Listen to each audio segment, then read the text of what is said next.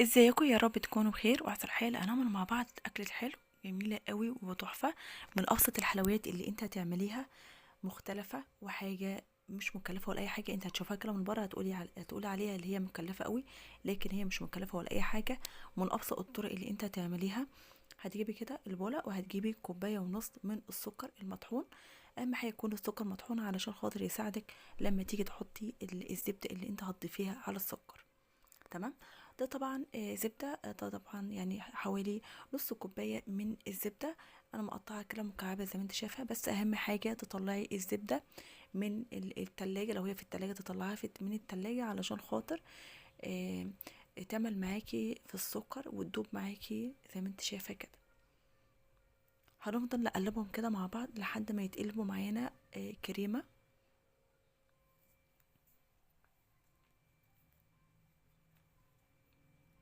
وبعد كده ما تقلبوا معانا كريمة، هتضيفي عليها بضايه كده زي ما انت شايفة.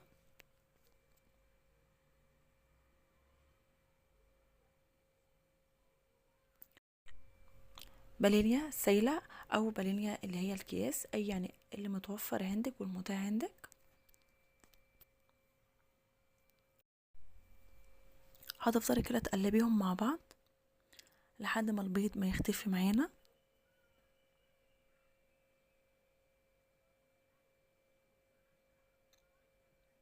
زي ما انت شايفة البيض اختفى معانا، اتقلبت معانا كريمة.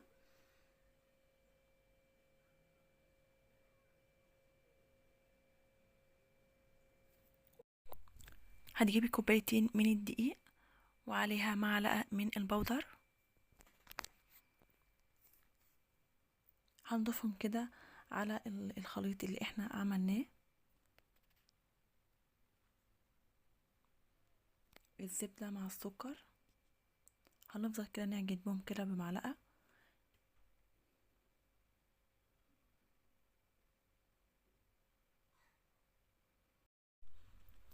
لو حسيتي العجينة طرية معاكي هتضيفي كمان دقيق. انا ضفت 3 معالق، معلش 3 كوبايات من الدقيق، علشان خاطر كانت عاملة شوية، كانت بتلزق شوية. فاحنا طبعا بعد ما بنعملها بالمعلقة هنعجنها بايدينا زي ما انت شايفة كده، هنلمها بايدينا. طبعا هي عايزة مني 3 كوبايات بالعدد بالظبط دقيق.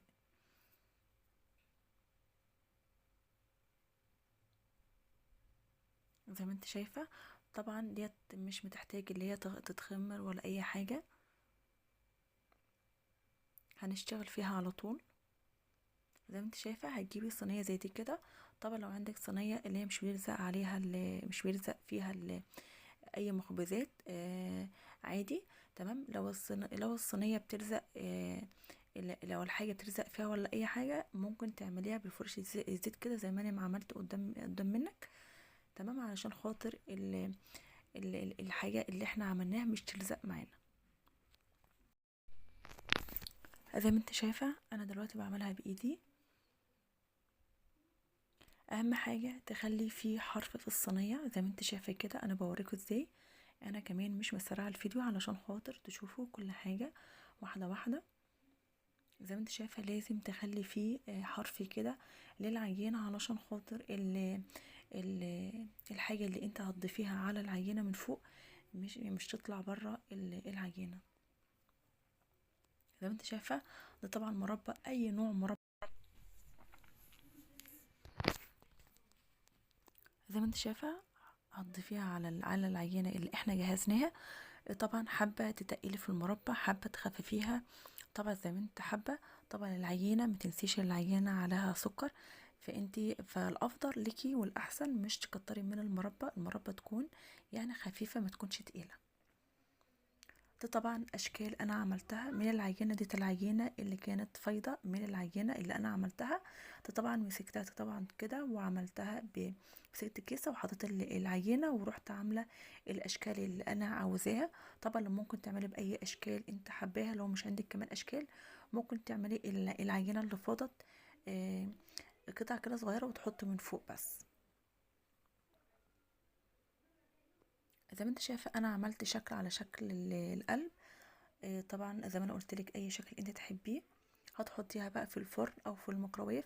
بس اهم حاجه تكون النار ما تكونش عاليه عشان هي تستوي معانا على طول، علشان خاطر العجينه فيها سكر.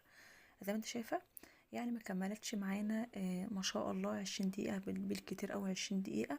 ما شاء الله جمالها حلو قوي وجميل يعني، وشكلها روعه وطعمها خرافه.